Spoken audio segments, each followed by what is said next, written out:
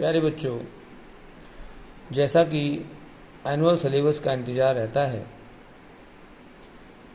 अब वो सिलेबस का इंतज़ार ख़त्म हो गया है कि हमारा क्लास 10th का सिलेबस मैथ्स में क्या है। जैसा कि आप देख रहे हो कि एनुअल सिलेबस 2023-24 का क्लास 10th का जो मैथ्स का सिलेबस है, उसमें आपके दो कोड होते हैं, एक बेसिक और एक स्टैंडर्ड। जो स्टैंडर्ड मैथ होता है उसका कोड होता है 041 और जो बेसिक मैथ्स होता है उसका कोड 241 होता है। यहाँ सबसे पहले हम बात करेंगे कि आपके सिलेबस में है क्या क्या, टॉपिक्स कौन कौन से हैं। इसमें आपका जो नंबर 1 यूनिट है वो नंबर सिस्टम है, जिसको हम रियल नंबर पढ़ेंगे। यहाँ पर ये नंबर सिस्टम 9th में भी है और 10th में भी है। 10th में रियल नंबर से हम इसको जानते हैं और उस चैप्टर की जो वेटेज है वो 6 मार्क्स की है। नेक्स्ट चैप्टर की बात करेंगे तो उसमें अलजबरा है और अलजबरे में हमारे पास जो चैप्टर आते हैं वो सेकंड चैप्टर पॉलिनोमियल्स है, थर्ड लीनियर इक्वेशन है, फोर्थ क्वाड्रेटिक इक्वेशन है और फिफ्थ एपी है। ये सारे चैप्टर 4 चैप्टर 20 मार्क्स के हैं। ये फाइनल एग्जाम का जो सिलेबस है उसकी बात कर रहे हैं। नेक्स्ट कोऑर्डिनेट ज्योमेट्री जो 7th चैप्टर है वो 6 मार्क्स की वेटेज का है।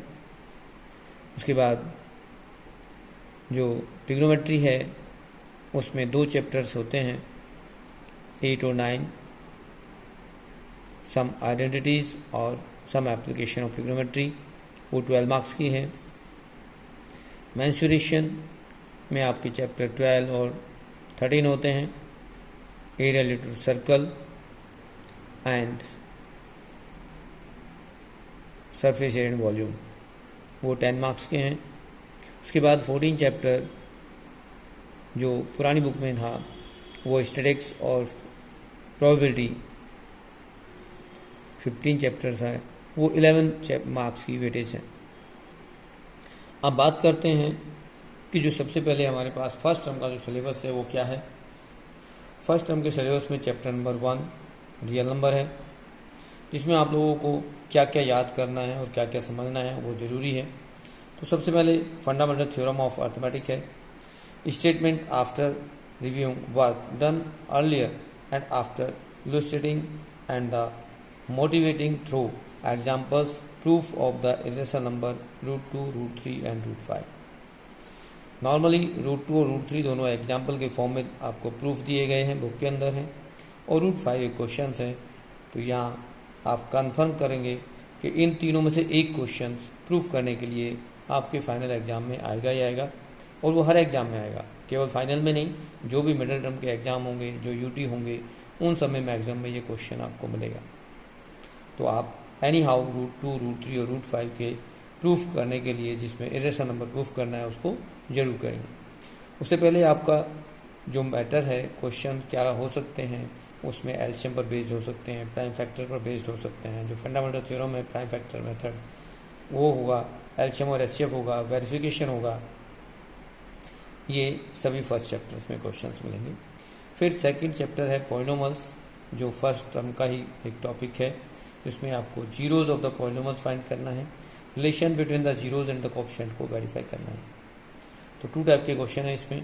सबसे पहले आपको जीरोज फाइंड करने हैं। क्वाड्रेटिक पॉलिनोमियल्स भी बनाने के लिए पूछा जा सकता है, find the quadratic polynomials, you have the zeros, sum और प्रोडक्ट ऑफ जीरोज गिवन हो सकता है।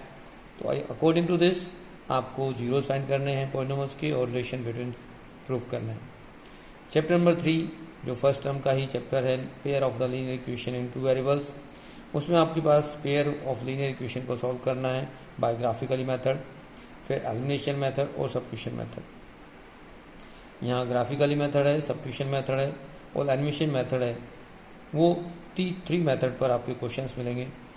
कुछ सिंपल सिचुएशन प्रॉब्लम भी होंगी, वर्ड प्रॉब्लम्स होंगी, बट वो इजी होंगी, टिपिकल नहीं होंगी। नेक्स्ट चैप्टर 6 है ट्रायंगल्स। उसमें आप लोगों को जो फर्स्ट टर्म में ही है, इसमें आपके पास चैप्टर 1, 2, 3 हो गया। उसके बाद 4 और 5 जो है वो सेकेंड टर्म में चैप्टर पढ़ाए जाएंगे। अब जो फर्स्ट टर्म में हो चैप्टर नंबर 6, लेंगे। ट्रायंगल्स हैं उसमें भी एक थ्योरम आपको ज़रूर याद करनी है और वो आएगी एग्जाम में, प्रूफ करने के लिए आएगी, जो हम थेल्स थ्योरम पढ़ते हैं। उस थ्योरम का स्टेटमेंट है, if a line is drawn the parallel to one side of the triangle intersect the other two sides in distinct point, the other two sides are divided in same ratio. इसको हम basic proportionality theorem भी कहते हैं और Thales theorem भी कहते हैं। ये एग्जाम में आपके पास 99.9% आएगी, इसलिए इसको केयरफुली कर लें। बाकी जितनी भी थ्योरम्स हैं वो आपको यूज करने के लिए आएंगी, क्वेश्चनों को सॉल्व करने के लिए, क्वेश्चन में यूज करने के लिए। सारी जो मोटिवेट वर्ड ही लिखा हुआ है इसका मतलब है कि एग्जाम में उन थ्योरम्स का यूज होगा। नेक्स्ट चैप्टर है कोऑर्डिनेट ज्योमेट्री, 7th चैप्टर है। तो यहाँ पर कोऑर्डिनेट ज्योमेट्री में 3 कंसेप्ट के क्वेश्चंस हैं, जिसमें सबसे पहले आपको कोऑर्डिनेट कंसेप्ट की जानकारी होनी चाहिए ग्राफ लीनियर इक्वेशन पर, और उसके बाद डिस्टेंस फार्मूला, सेक्शन फार्मूला और एक मिड पॉइंट फार्मूला जो आपको यूज करना है, और उसी पर बेस्ड क्वेश्चन आएंगे। आपके 3 फार्मूले हुए, डिस्टेंस फार्मूला, सेक्शन फार्मूला और एक मिड पॉइंट फार्मूला। सेक्शन फार्मूले में इंटरनल डिवीजन है केवल, उसको करेंगे। नेक्स्ट चैप्टर नंबर 8 है इंट्रोडक्शन ऑफ ट्रिग्नोमेट्री। अब इसमें आपके पास ट्रिग्नोमेट्रिकल रेशियोज आएंगी, जिसमें एक्यूट एंगल पर बेस्ड होंगे। राइट एंगल ट्रायंगल पर हम क्या बात करेंगे।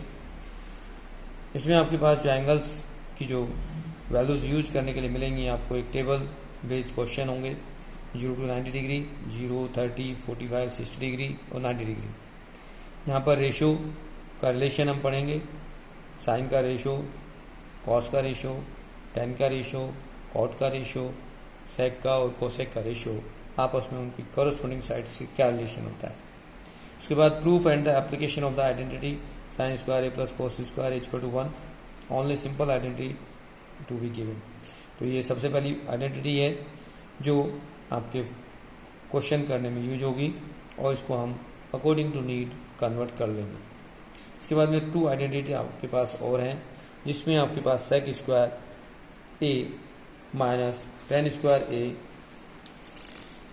इक्वल टू 1 आता है, और चाहे तो हम यहाँ लिख दें जो यूज होने वाली हैं, sec square A minus tan square A equal to 1, and second है cosec square A minus cot square A equal to 1।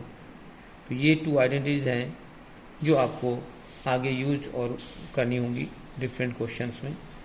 जो आइडेंटिटीज होंगी उनमें यूज करेंगे। और इस फर्स्ट टर्म का जो लास्ट चैप्टर है वो है 9th चैप्टर। 9th चैप्टर है application of trigonometry.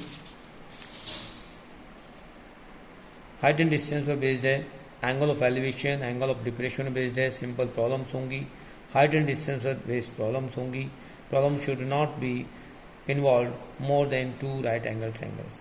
Angle of elevation, depression angle should be 30 and 45 and 60 degree angle होंगे। जैसे कि आप देख रहे हैं कि केवल हमारे पास 3 एंगल्स हैं, 30 degree, 45 degree and 60 degree angle को यूज करना है। उसके बाद आपके पास नेक्स्ट चैप्टर 12th चैप्टर है एरिया रिलेटेड टू सर्कल। जो एनसीईआरटी में 12th चैप्टर है वो एरिया रिलेटेड टू सर्कल है, उसमें सेक्टर और सेगमेंट के एरिया आएंगे। नॉर्मली इसमें जो एंगल्स यूज करने के लिए मिलेगा वो एक्यूट एंगल टिल नॉर्मली देखेंगे तो यहाँ पर आपके पास एंगल 60 डिग्री, 90 डिग्री और 120 डिग्री के एंगल बेस्ड क्वेश्चंस होंगे। इसमें लेंथ ऑफ आर्क होंगी, पेरीमीटर पर बेस्ड या सर्कमफ्रेंस पर based. Normally area of sector या सेगमेंट निकालने के लिए हमें parallel based of the area of and perimeter या सर्कमफ्रेंस पर बेस्ड क्वेश्चन होंगे। और इन सब क्वेश्चंस में related to angle, centre angle use करने के लिए मिलेगा, जिसमें 60 डिग्री, 90 डिग्री और 120 डिग्री के एंगल्स होंगे। लास्ट चैप्टर है chapter number 14 in first terms statistics, the mean, median and mode of the graph group data by model situation into the avoided. Means यहाँ पर simple mean, simple formula median का और simple formula mode का use करके आप इस तरह के क्वेश्चनों को सॉल्व करेंगे।